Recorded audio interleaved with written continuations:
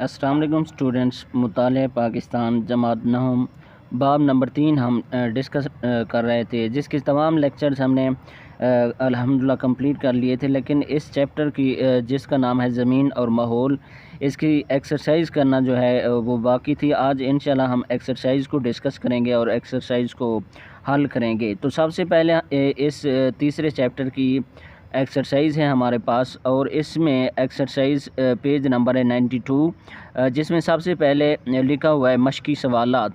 تو سوال نمبر 1 ہے، ہر سوال کے 4 جوابات دیے گئے ہیں، درست جواب پر ٹک کا نشان لگائیں۔ پاکستان کے میدانی علاقوں میں موسم گرما میں اوسط درجہ حرارت رہتا ہے، تو اس کا جو صحیح جواب ہے وہ کون سا ہے؟ 40 ڈگری سینٹی گریڈ جیم جواب ہے۔ پاکستان کا کل رقبہ جو ہے وہ ہے 7,96,096 مربع کلومیٹر۔ تو اس کے بعد ہے K2 پہاڑ واقع ہے۔ K2 جو پہاڑ واقع ہے وہ کوہ قراقرم میں واقع، اس کا جو صحیح جواب ہے وہ بے ہے۔ کسی بھی ملک کی ترقی کے لیے اس کے کل رقبے کا جتنا حصہ جنگلات پر مشتمل ہونا چاہیے، اس کا جو جواب ہے وہ کون سا ہے؟ بے ہے، 25% ہونا چاہیے۔ نانگا پربت کی بلندی جو ہے اس کا جواب ہے بے، 8,126 میٹر۔ کراچی پاکستان کا سب سے بڑا شہر ہے، اس کی وجہ شہرت ہے صنعت، اس کا جو جواب ہے وہ جیم ہے۔ اس کے بعد ہے خالی جگہ پر کریں۔ پاکستان کے شمال مشرق میں کون سا ملک واقع ہے؟ چین واقع ہے۔ پاکستان کے شمال مشرق میں چین واقع ہے، اس کا جو صحیح جواب ہے وہ کون سا ہے؟ چین ہے۔ سیاہ چین جو ہے بلتی زبان کا لفظ ہے، جس کے معنی گلاب کے ہیں، تو اس کا جواب جو ہے گلاب ہے۔ اس کے بعد ہے دریائے خالی جگہ پاکستان کا سب سے بڑا دریا ہے۔ جو پاکستان کا سب سے بڑا دریا ہے وہ دریائے سندھ ہے، تو اس کا جو صحیح جواب ہے یہاں پہ سندھ آپ نے لکھ دینا ہے۔ دریائے سندھ پاکستان کا سب سے بڑا دریا ہے۔ اس کے بعد ہے پاکستان کے صرف 5% حصے پر جنگلات موجود ہیں، صرف 5% حصے پر جنگلات موجود ہیں۔ اس کے بعد سموگ دھند اور دھوئیں کا آمیزہ ہے، دھند اور دھوئیں کا آمیزہ، دھوئیں، ٹھیک ہے۔ اس کے بعد ہے مختصر جوابات، جو کہ انتہائی اہم سوالات ہیں۔ اور ایک بات آپ کو بتاتا چلوں کہ جتنے بھی شارٹ کوشچن آتے ہیں یا MCQs وغیرہ آتے ہیں، جتنی بھی چیزیں ایگزامز کے اندر آتی ہیں، پیپر کے اندر آتی ہیں، وہ ساری کی ساری چیزیں ایکسرسائز میں سے ہی آتی ہیں۔ تو آپ نے ایکسرسائز کو اچھی طرح سے کر لینا ہے۔ اور سب سے بڑے مزے کی بات جو میں آپ کو شارٹ کوشچن کرانے جا رہا ہوں جی اس چیپٹر کے، تو میں دعوے کے ساتھ کہتا ہوں کہ کسی نے بھی اس طرح آپ کو شارٹ کوشچن نہیں کرائے ہوں گے جس طرح میں آج آپ کو کرانے جا رہا ہوں۔ تو سب سے پہلے ہمارے پاس سوال ہے، مختصر جواب دیں، جس کا ہے پہلے نمبر پہ محل وقوع کی تعریف کریں۔ محل وقوع کی جو تعریف ہے وہ میں نے نوٹس پہ لکھ لیا اپنی ہینڈ ریٹن سے، تو آپ کو آپ کی کتاب سے بھی میں دکھا دیتا ہوں کہ جو ڈیفینیشن ہے آپ کی کتاب میں کہاں موجود ہے محل وقوع کی تعریف۔ تو جو میں نے لکھی ہوئی ہے وہ یہ ہے کہ جغرافیائی محل وقوع کے لحاظ سے پاکستان 23.5 سے 37 درجے عرض بلد شمالی اور 61 سے 77 درجے طول بلد مشرق کے درمیان پھیلا ہوا ہے۔ پاکستان کے شمال مشرق میں چین، مغرب کی جانب افغانستان اور ایران، مشرق کی سمت بھارت اور جنوب میں بحیرہ عرب واقع ہے۔ تو یہ جو ہے محل وقوع کی تعریف ہے۔ اور آپ کی کتاب سے اگر میں آپ کو دکھاؤں تو آپ کی کتاب کا پیج نمبر ہے 60، تو آپ کی کتاب سے بھی میں آپ کو نشان لگوا دیتا ہوں کہ محل وقوع پیج نمبر 60 پہ میں آ چکا ہوں۔ تو یہاں سے جو ہے آپ نے کرنا ہے جغرافیائی محل وقوع کے لحاظ سے پاکستان، پیج نمبر 60 پہ یہ جو شارٹ کوشچن موجود ہے محل وقوع کی تعریف کریں۔ جغرافیائی محل وقوع کے لحاظ سے پاکستان 23.5 سے 37 درجے 37 درجے عرض بلد شمالی اور 61 سے 77 درجے طول بلد شمالی کے درمیان پھیلا ہوا ہے۔ پاکستان کے شمال مشرق میں چین، مغرب کی جانب افغانستان اور ایران، مشرقی سمت بھارت اور جنوب میں بحیرہ عرب واقع ہے۔ تو یہاں تک جو ہے آپ کی کتاب میں محل وقوع کی تعریف ہے۔ یہ تھا پہلا سوال۔ اور دوسرے سوال کی طرف، دوسرے شارٹ کوشچن کی طرف چلتے ہیں۔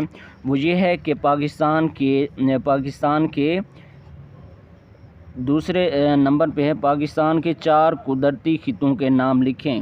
پاکستان کے 4 قدرتی خطوں کے نام لکھیں۔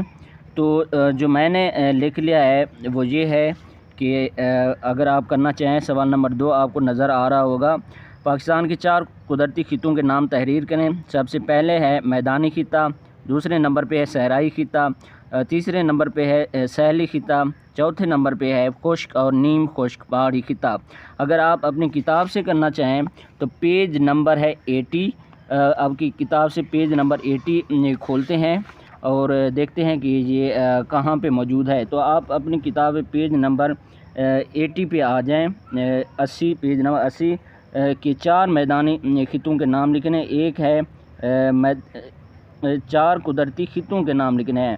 ایک ہے میدانی خطہ، دوسرا ہے صحرائی خطہ، تیسرا ہے ساحلی خطہ اور چوتھا ہے خشک اور نیم خشک پہاڑی خطہ۔ تو یہاں تک جو ہے 4 آپ نے نام لکھ دینے ہیں۔ یہ دوسرا شارٹ کوشچن جو ہے آپ کا ہو جائے گا۔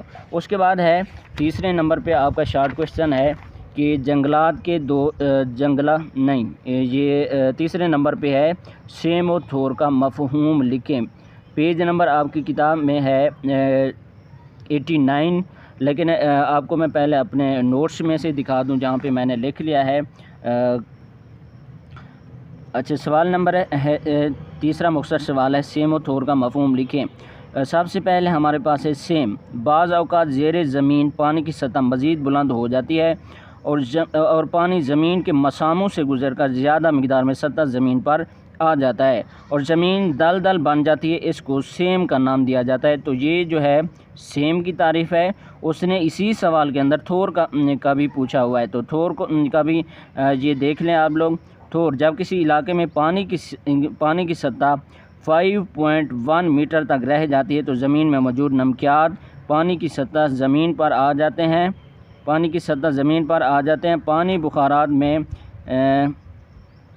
پانی بخارات بن کر اڑ جاتا ہے اور نمکیات سطح زمین پر رہ جاتے ہیں۔ اس کے نتیجے میں زمین کاشت کے قابل نہیں رہتی اور بنجر ہو جاتی ہے۔ اس صورتحال کو تھور کا نام دیا جاتا ہے۔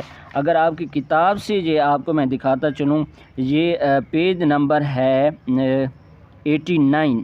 تو 89 پیج نمبر کو اوپن کرتے ہیں آپ کی کتاب سے۔ 89 یہ رہا 89۔ تو آپ پہلے ہے سیم، جہاں پہ آپ کی کتاب میں جو ہے تھور پہلے تھور کی ڈیفینیشن دی ہوئی ہے، یہاں سے آپ نے کرنا ہے پیج نمبر کون سا ہے 89۔ یہ پیج نمبر آپ دیکھ سکتے ہیں کہ 89 پہ لکھا ہوا ہے جب کسی علاقے میں پانی کی سطح 5.1 میٹر تک رہ جاتی ہے جو زمین میں موجود نمکیات پانی کے ساتھ زمین پر آ جاتے ہیں، پانی بخارات بن کر اڑ جاتا ہے اور نمکیات سطح زمین پر رہ جاتے ہیں۔ اس کے نتیجے میں زمین کاشت کے قابل نہیں رہتی اور بنجر ہو جاتی ہے۔ اس صورتحال کو تھور کا نام دیا جاتا ہے۔ تو جہاں تک جو ہے آپ کی تھور کی ڈیفینیشن ہو جائے گی۔ اس کے بعد اس نے پوچھا ہوا ہے اسی شارٹ کویسچن کے اندر سیم کا پوچھا ہوا ہے۔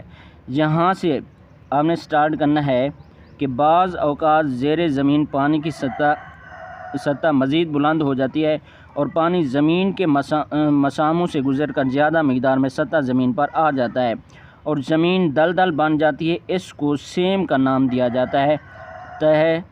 تو یہاں تک جو ہے یہ کیا کہلاتا ہے سیم کی ڈیفینیشن ہے۔ یہاں سے بعض اوقات سے لے کر سیم کا نام دیا جاتا ہے یہاں تک۔ اس کے بعد ہمارے پاس ہے جنگلات کے 2 فوائد بیان کریں۔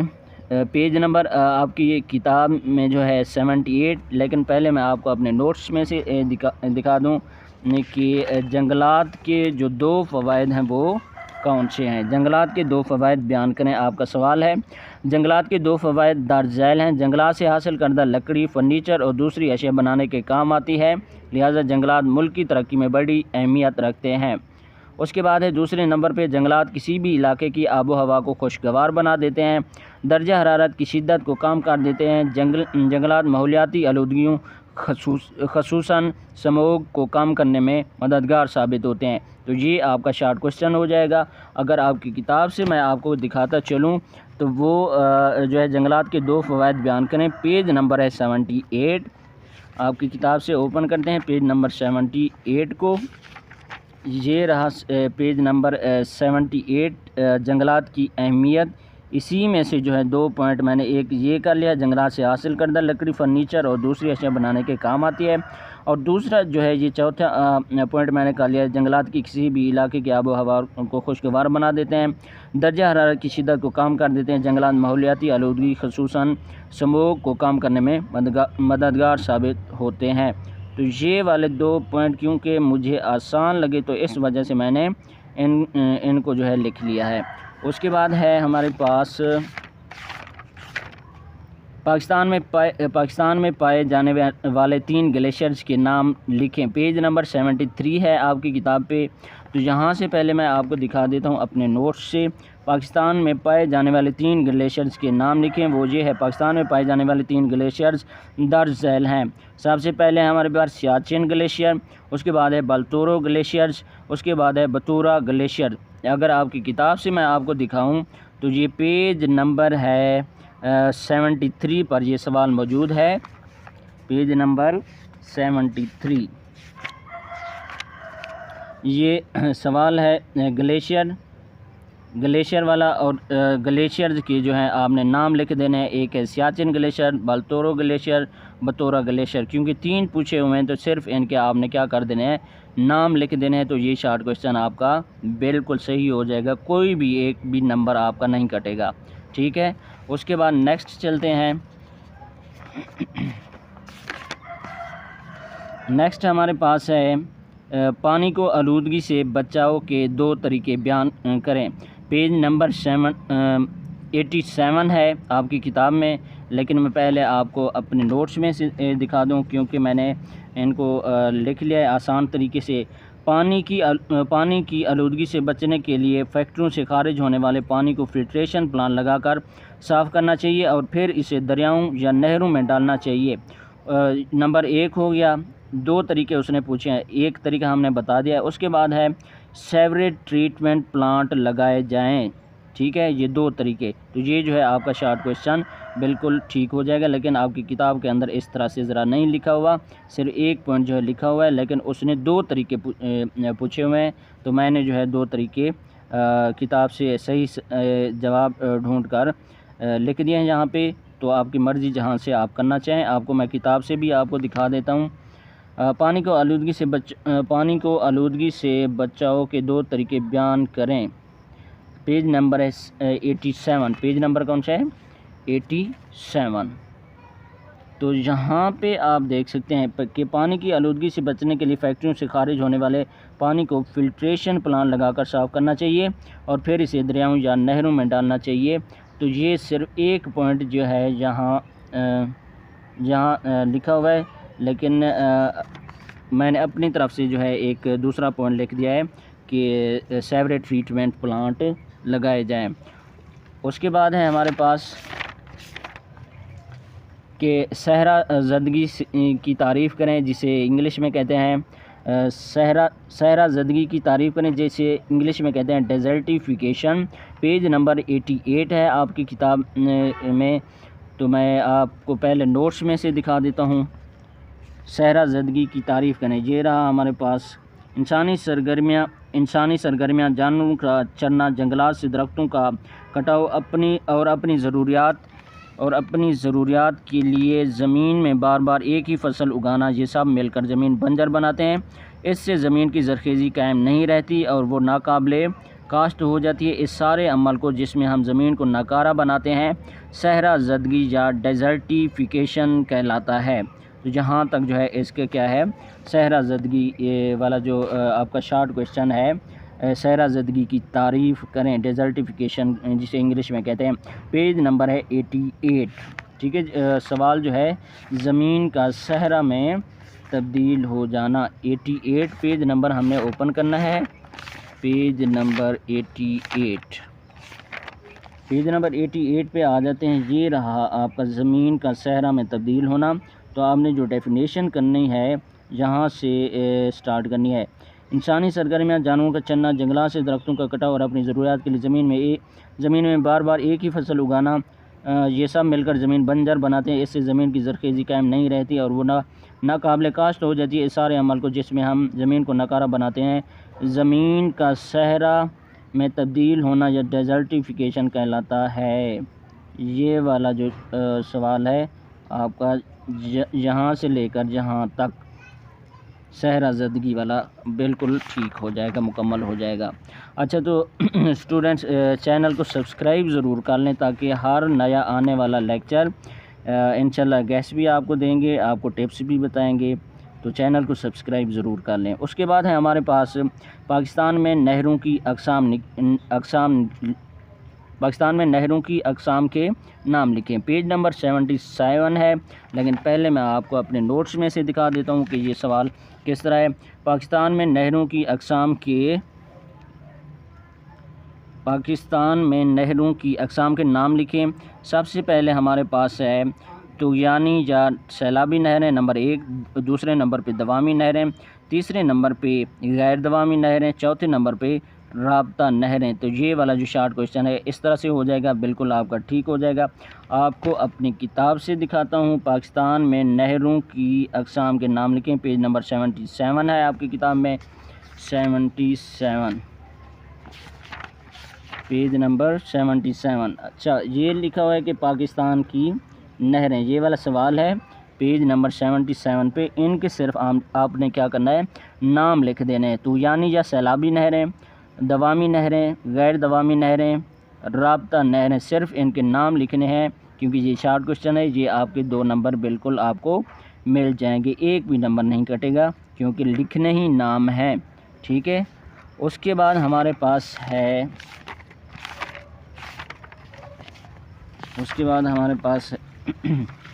زمینی درجہ حرارت میں اضافے کی وجہ سے کس قسم کی موسمی تبدیلیاں وقوع پذیر ہو رہی ہیں۔ تو پیج نمبر ہے 88 آپ کی کتاب میں، لیکن پہلے میں آپ کو اپنے نوٹس میں سے دکھا دیتا ہوں۔ زمینی درجہ حرارت میں اضافے کی وجہ سے کس قسم کی موسمی تبدیلیاں وقوع پذیر ہو رہی ہیں۔ زمینی درجہ حرارت میں اضافے کی وجہ سے موسمیاتی تبدیلیاں ہو رہی ہیں، مثلاً بارشوں میں کمی یا زیادتی، سیلاب کا آنا، بارشوں کے وقت میں تبدیلی وغیرہ شامل ہے۔ تو یہ جو آپ کا شارٹ کویسچن ہے 9 والا، جہاں زمینی درجہ حرارت میں اضافے کی وجہ سے موسمیاتی تبدیلیاں ہو رہی ہیں، مثلاً بارشوں میں کمی یا زیادتی، سیلاب کا آنا، بارشوں کے وقت میں تبدیلی وغیرہ شامل ہے۔ جہاں تک اب آپ کی کتاب سے دکھاتا ہوں، پیج نمبر ہے 88، پیج نمبر 88۔ تو یہاں پہ آ جائیں، ٹاپک ہے جنگلات کا کٹاؤ والا۔ تو یہاں سے یہی وجہ ہے کہ موسمیاتی تبدیلیاں ہو رہی ہیں، مثلاً بارشوں میں کمی یا زیادتی، سیلاب کا آنا، بارشوں کے وقت میں تبدیلی وغیرہ شامل ہے، جس سے ہماری زراعت کا شعبہ بری طرح متاثر ہو رہا ہے، ٹھیک ہے۔ یہ والا جو سوال ہے آپ کیا کر سکتے ہیں۔ اس کے بعد ہمارے پاس ہے لاسٹ کویشچن ہے، جنگلات کے کٹاؤ کے 2 نقصانات لکھیں۔ یہ بھی پیج نمبر 88 پہ موجود ہے، پیج نمبر 88 پہ موجود ہے۔ پہلے آپ کو نوٹس میں سے دکھا دیتا ہوں کہ جنگلات کی کٹائی کی وجہ سے جنگلی حیات کو بھی نقصان ہو رہا ہے اور ان کی قدرتی قیام گاہوں کے خاتمے سے ان کی کئی اقسام ختم ہو رہی ہیں۔ دوسرا پوائنٹ جو ہے، جنگلات کی بے دریغ کٹائی سے آکسیجن کی پیداوار میں کمی ہو رہی ہے۔ یہ 2 پوائنٹ آپ نے لکھ دینا ہے۔ ایک یہ ہے کہ جنگلات کی کٹائی کی وجہ سے جنگلی حیات کو بھی نقصان ہو رہا ہے اور ان کی قدرتی قیام گاہوں کے خاتمے سے ان کی کئی اقسام ختم ہو رہی ہیں۔ جنگلات کی بے دریغ کٹائی سے آکسیجن کی پیداوار میں کمی ہو رہی ہے، یہ دوسرا پوائنٹ ہے۔ آپ کی کتاب سے بھی آپ کو دکھا دیتا ہوں، پیج نمبر 88 پہ آ جائیں۔ یہاں پہ پیج نمبر 88 پہ سوال ہمارا ہے کہ جنگلات کے کٹاؤ کے 2 نقصانات لکھیں۔ ایک تو یہ ہے کہ جنگلات کی درِ کٹائی سے آکسیجن کی پیداوار میں کمی ہو رہی ہے، اور دوسرا پوائنٹ یہ ہے کہ موسمیاتی تبدیلیاں ہو رہی ہیں، مثلاً بارشوں میں کمی یا زیادتی، سیلاب کا آنا، بارشوں کے وقت میں تبدیلی وغیرہ شامل ہے، جس سے ہمارا زراعت کا شعبہ بری طرح متاثر ہو رہا ہے۔ یہاں تک آپ نے کر دینا ہے۔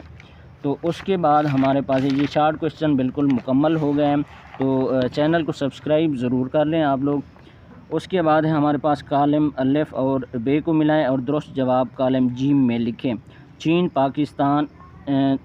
پاکستان والا جو اقتصادی راہداری منصوبہ، ترچ میر جو ہے یہ ہے کو ہندوکش، ہوا کی آلودگی جو پھیلتی ہے وہ کاربن ڈائی آکسائڈ سلفر سے، گوادر جو ہے وہ کہاں پہ موجود ہے؟ بلوچستان میں۔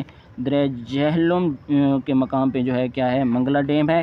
اگر آپ ان کو جو ہے ان خانوں کے اندر لکھنا چاہیں وہ بھی آپ کی مرضی، اگر ان کو ملانا چاہیں وہ بھی آپ کی مرضی، لیکن یہ MCQs وغیرہ کے اندر نہیں آتے۔ آپ بھی جائیں تو آپ نے ان کو ضرور دیکھ لینا ہے کہ چین پاکستان اقتصادی راہداری، اس کے سامنے جو ہے آپ نے کیا لکھنا ہے؟ اقتصادی راہداری منصوبہ۔ اس کے ترچ میر کے سامنے لکھنا ہے آپ نے کو ہندوکش، ہوا کی آلودگی کے سامنے آپ نے لکھنا ہے کاربن ڈائی آکسائڈ اور سلفر اس خانے میں۔ گوادر جو ہے وہ بلوچستان میں ہے، گوادر کے سامنے آپ نے بلوچستان لکھ دینا ہے۔ درہ جہلم جو ہے وہ درہ جہلم کے مقام پہ جو ہے منگلا ڈیم بنایا گیا ہے، درہ جہلم کے سامنے جو ہے آپ نے کیا لکھ دینا ہے؟ منگلا ڈیم لکھ دینا ہے۔